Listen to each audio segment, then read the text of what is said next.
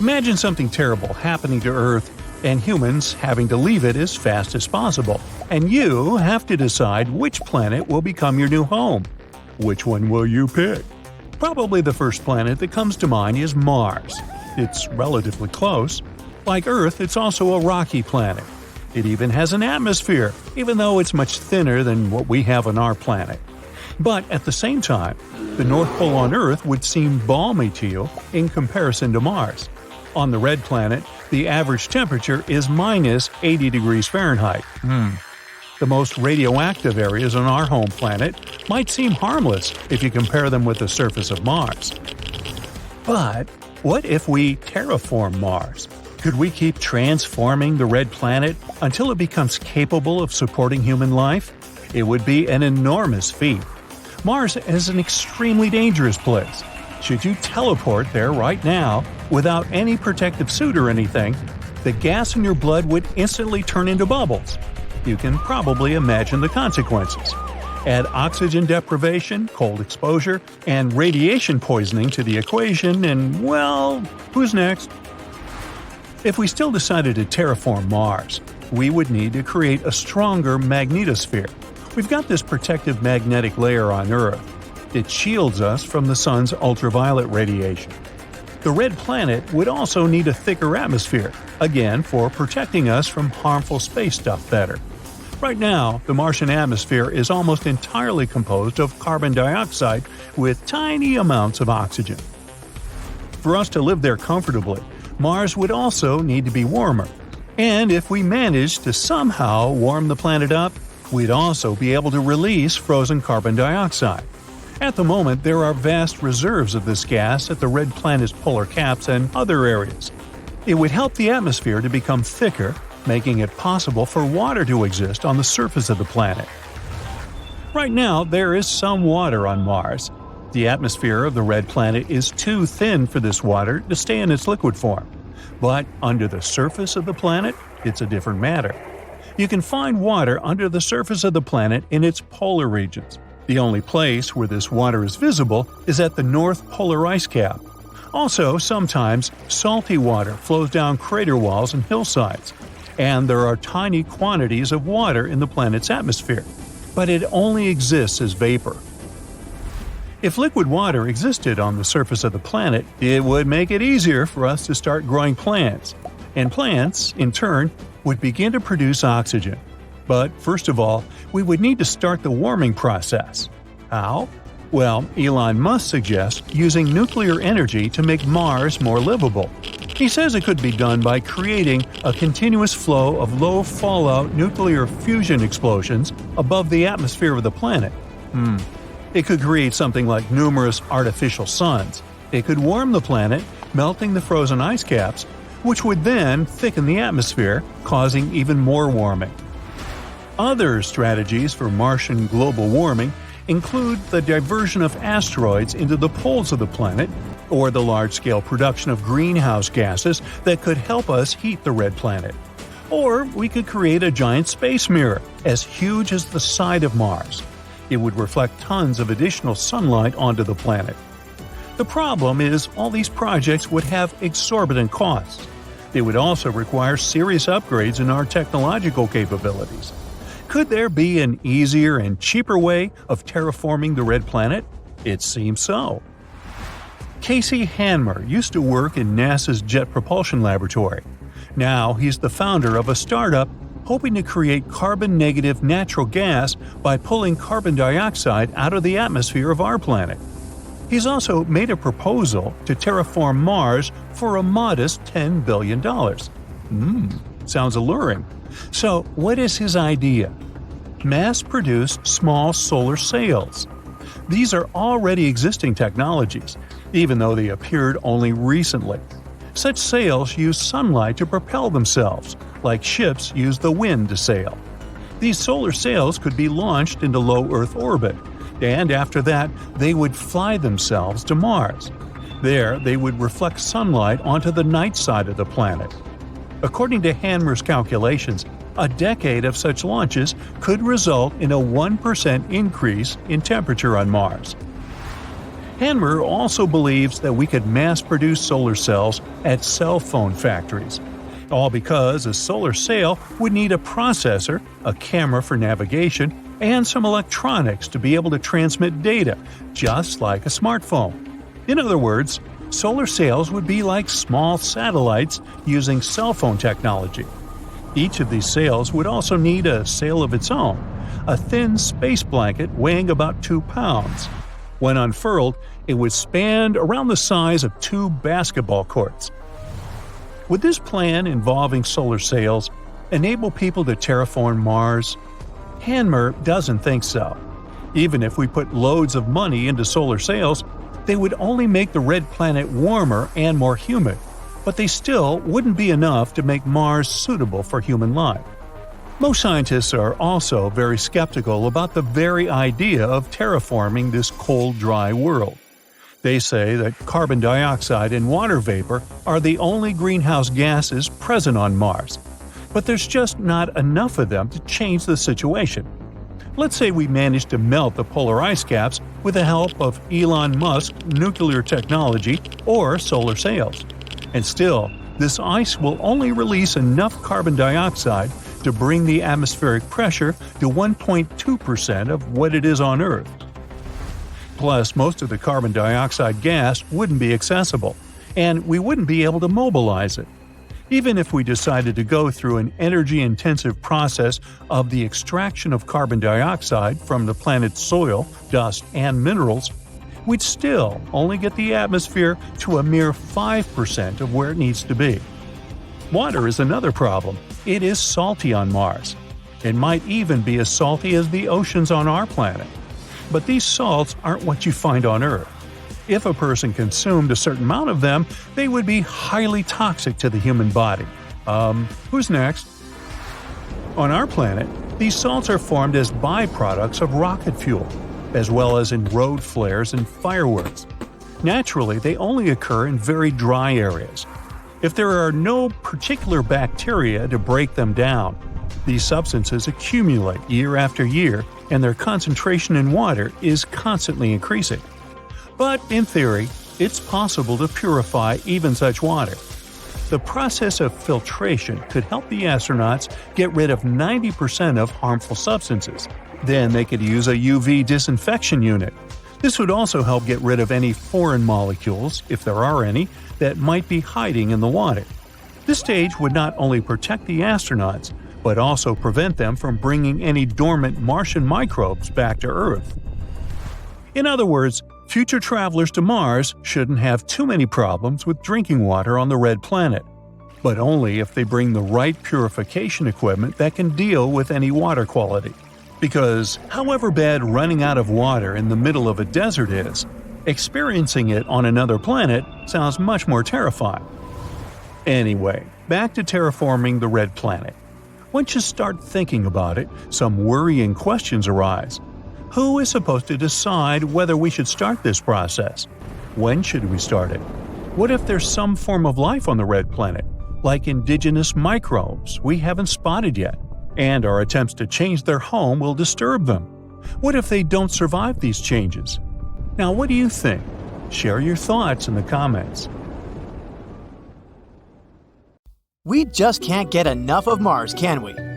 Everyone wants to go there, and astronauts are now looking at caves on the red planet where they can live once people inhabit it. The planet itself has some similar characteristics to Earth. Yeah, it's somewhat smaller than Earth, but the time it takes for the planets to revolve around themselves is also similar, which is about a day. On paper, Mars might seem like a good idea given some similarities to Earth, but there are some factors we need to pay attention to before we consider stepping foot there. The temperature. Mars might look like a scorching hot planet like a freakishly large Sahara Desert, but quite the opposite. It's really cold. Mars has a reputation for being a freezing, desolate, endless land that happens to have the largest mountain in our solar system thus far. So, within those mountains, astronauts and scientists are considering whether naturally built caves are the answer to our survival.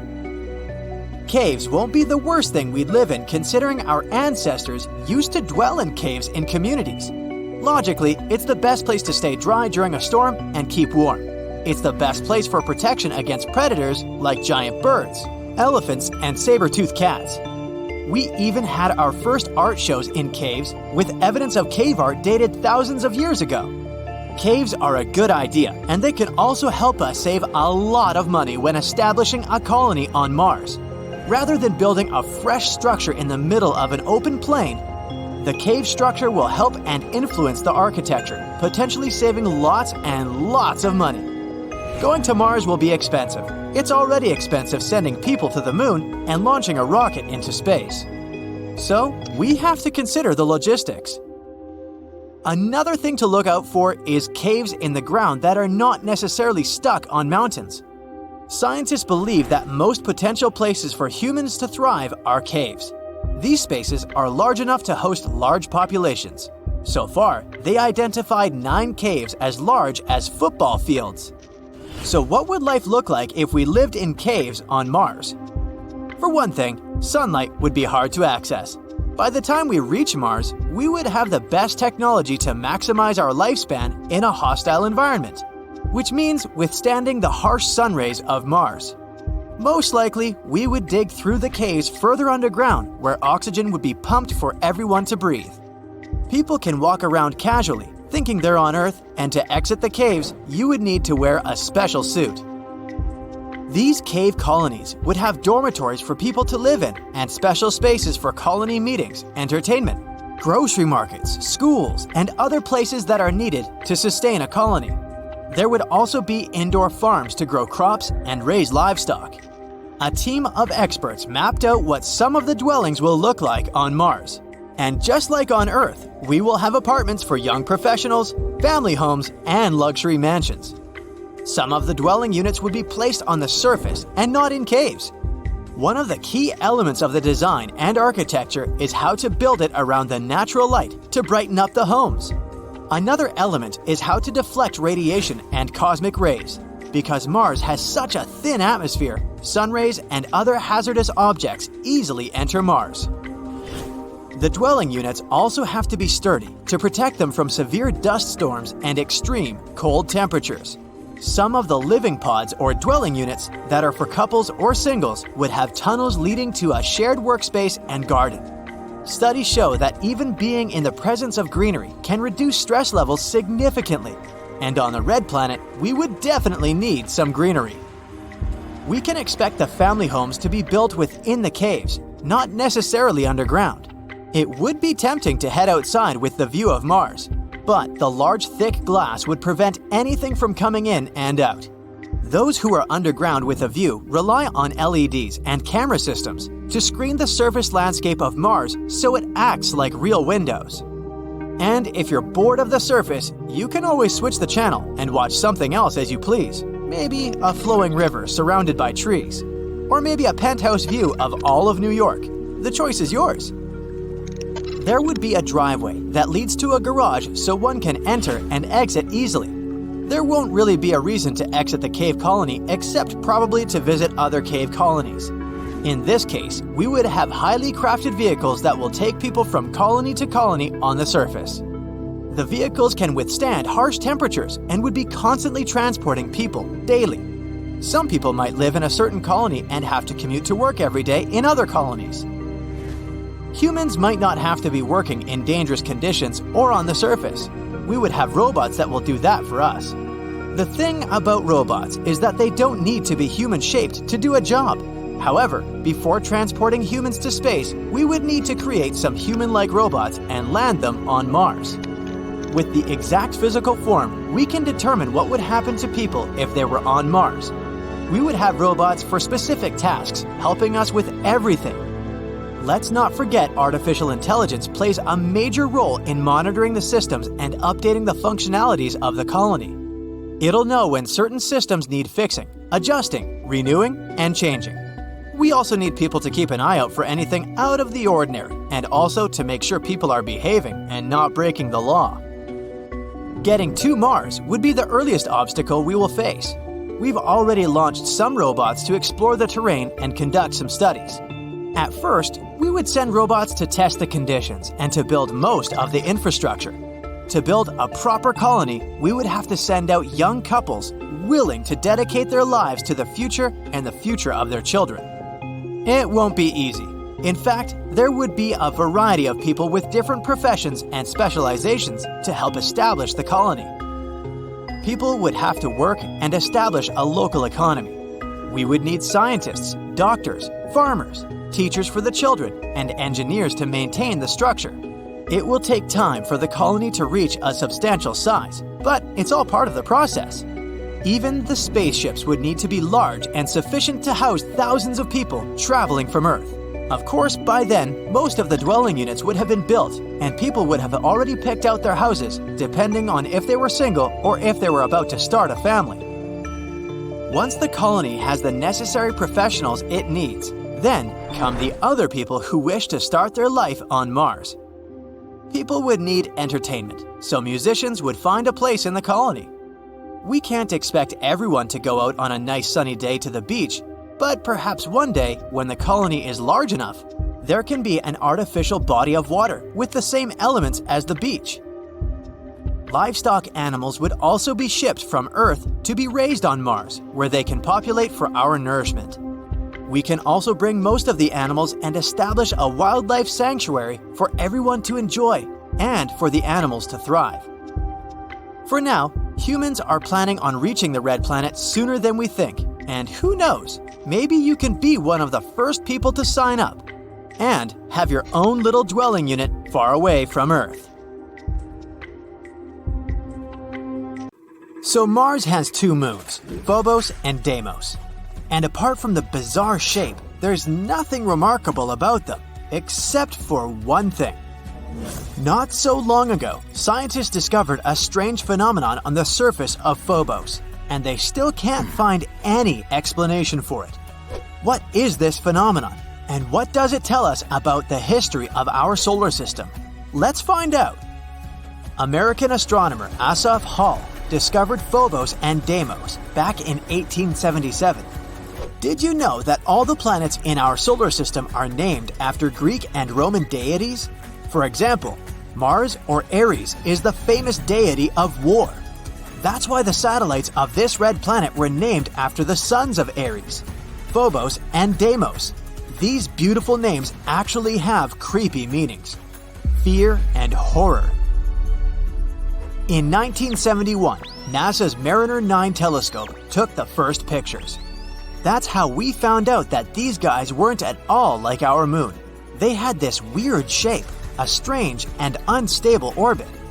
Moreover, there are no other moons in the solar system that move as close to their parent planet as these two. Well, they are its suns after all. But even though they are very close to Mars, if you were standing on the surface of the red planet, you would hardly be able to see them. That's because the curvature of Mars hides Phobos and Deimos from view.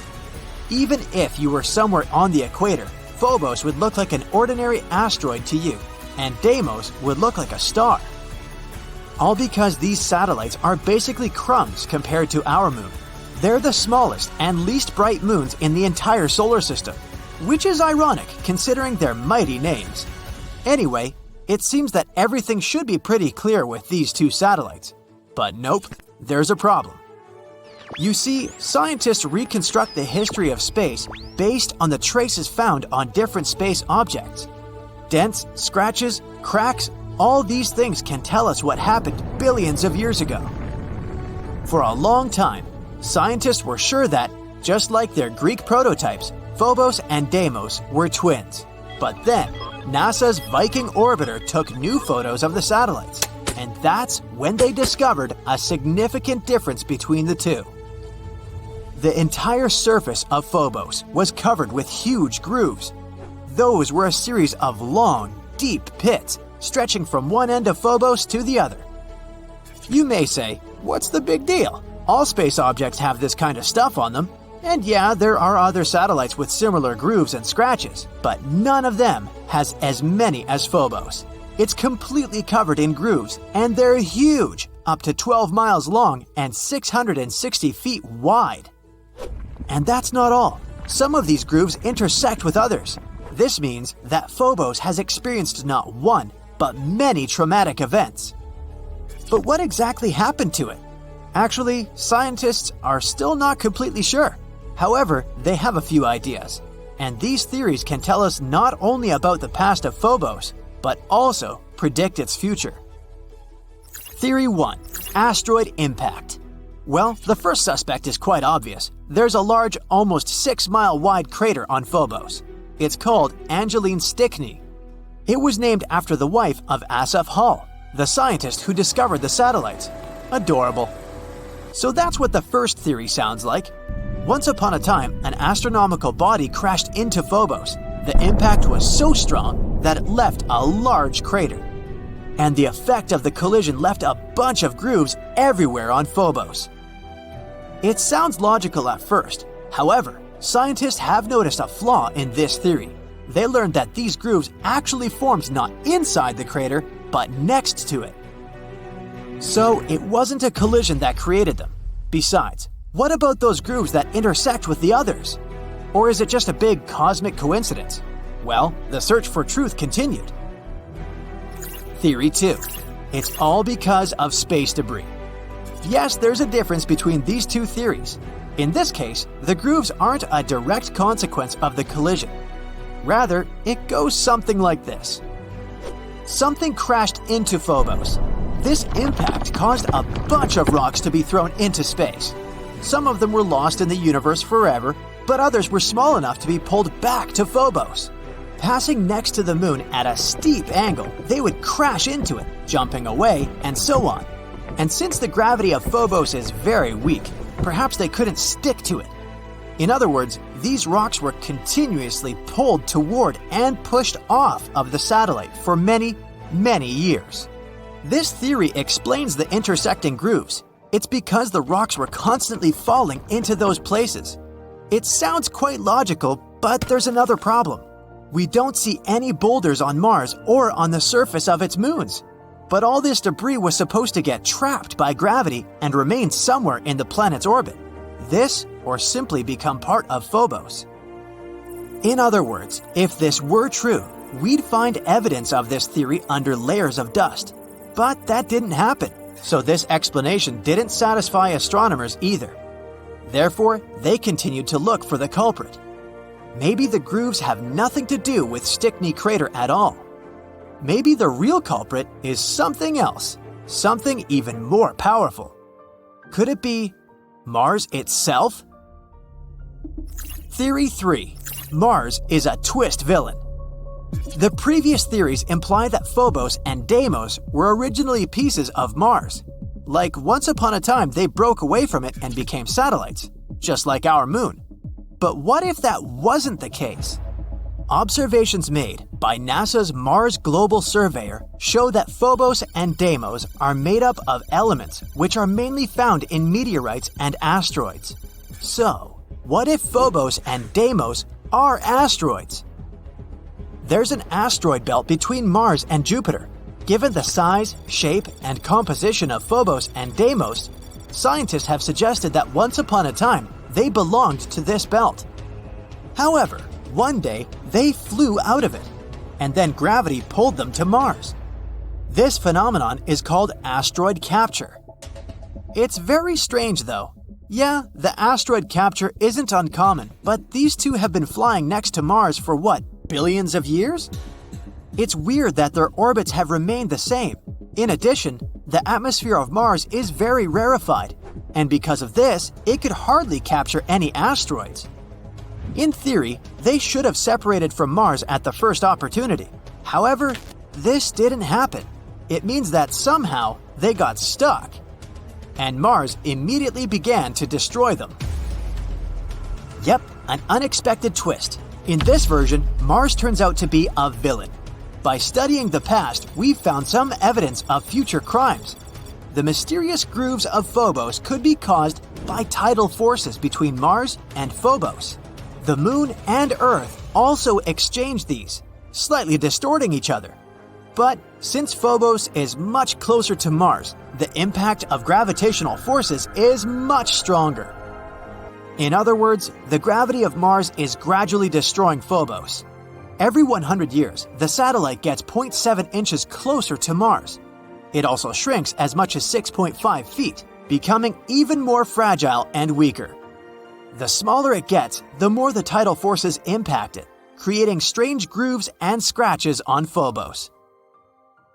Yep, somewhere in 30 to 50 million years, Phobos will either collide with Mars or disintegrate and turn into a bunch of small rocks. And then Mars will also have rings, like Saturn and Neptune. That's why Phobos is called the doomed Martian moon. Anyway, these are all only theories, but the dramatic backstory of Phobos gives us an idea of how dynamic extraterrestrial objects can be. The more we learn about them, the more we discover about the secrets of the origin of not only Mars, but also other objects in our solar system. If one day we really colonize Mars, studying its moons can help us a lot. Let's hope that the upcoming MMX mission will reveal some of the most exciting secrets Mars's moons are hiding.